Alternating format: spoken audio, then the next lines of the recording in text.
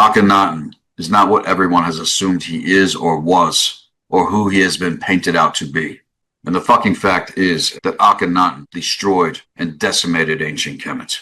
And there's a reason that he's exalted as a great leader, as it all goes back to the fissure that took place in terms of the Great Betrayal. After Memphis was destroyed, he quickly moved his capital to a place they called Amarna, right in between lower and upper ancient Kemet, which is said to have been built in terms of slave labor. The paradox of the current hour that we are experiencing goes back to these events, specifically to our ancient past. Now, in our time, in context to time sorcery, Akhenaton is exalted within the Rosicrucian Order of the Rose and Cross, and also within the Order of the Mystic Shrine. They exalt and give homage to Akhenaton, as well as the Freemasons.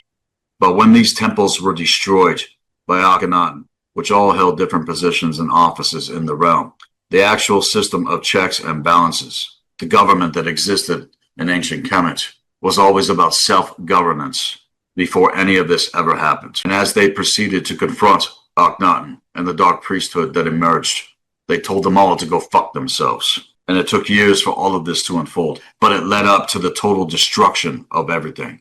Akhenaton ended up declaring himself as God over all of ancient Kemet, and thus the world in context, getting rid of Amun-Ra and Asar and everything else in terms of the true ancient Kemetan animist tradition. He also declared that his lineage was then the quote-unquote the most holy above all others. Yet another tale, if not the classic tale, of the rise of the psychopathic tyrant. And all of this is still being done by those within the fissure line that have their poisoned roots and stems connected in context directly with those that betrayed this entire fucking realm.